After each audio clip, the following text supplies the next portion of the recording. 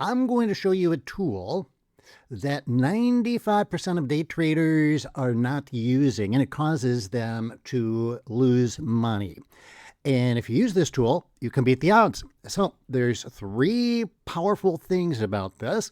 And let me show you, first of all, what this edge is, okay, how to beat the odds. So first of all, when the markets, by the way, this is for day trading specifically. I want to point that out. Got the E-minis up here, the NASDAQ 100 E-minis. So when price gets up here, what this is a neutral zone, meaning that the market is perfectly balanced. So we're not bullish or bearish yet. And what we're looking for is price to break above that neutral zone or break down below the neutral zone. Then, so that's step one. Step two, and by the way, step three is going to be the most powerful, the most revealing one of all, and the one that is going to lock in your profits without having to give them back. Okay, so that'll be step three. But step one, neutral zone. All right, two, how do we know that we have support here? Price came down and then it bounced off of this, had a little retrace in this downtrend. But how would you know that? I mean, actually, let me take these lines off here and show you that. If we go back to the previous day, this low here, all right, previous day, the market never put in a low down there. So there's no support to see from the previous day. So that's number two. I'm going to give you a tool on how to know that the market would bounce there. All right, and then step three is, okay, again, let's just get these back up here. Neutral zone, so we're looking for either bullish or bearish activity out of that zone. It's a beautiful place to start. All right, and then boom, comes down here, find some support, retrace in the trend. And then when price gets down to here, it's very, very, very, very, very, very, very, you know what, I'm going to say it one more time, very small odds that the price is going to go any lower once it gets to there. And so you don't want to use a trailing stop here. You just want to lock in profits at this target, because anytime you use a trailing stop, you're giving back some money.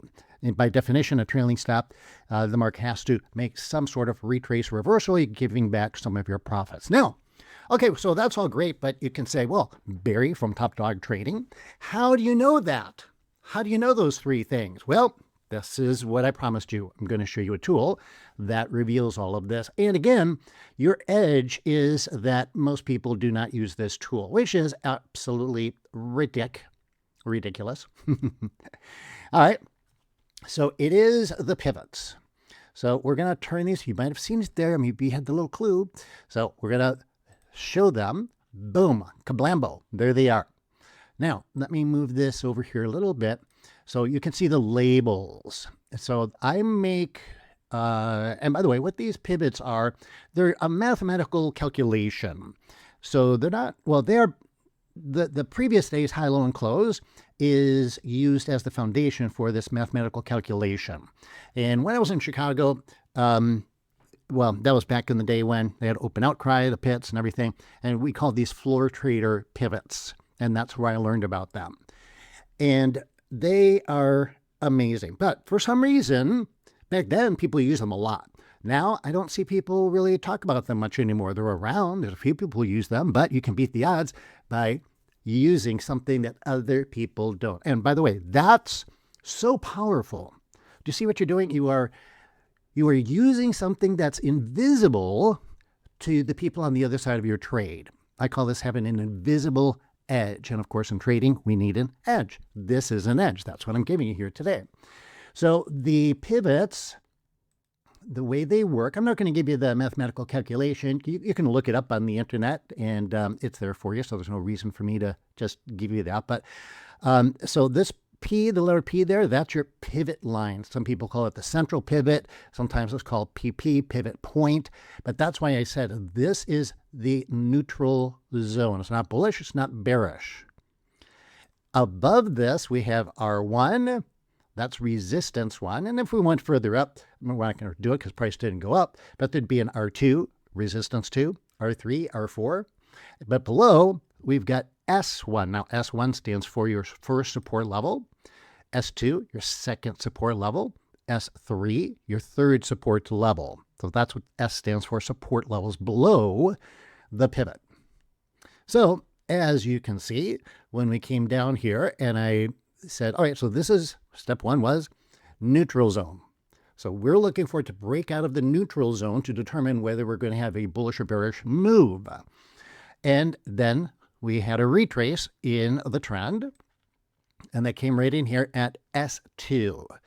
And even at S1, it didn't retrace up, but it did pause. If you notice these two bars, they paused right at S1. So the market did acknowledge that level, and it just paused, kind of waiting to see, are we going to break through this or not? What are other traders going to do? Then at S2, we actually get a retrace coming back up.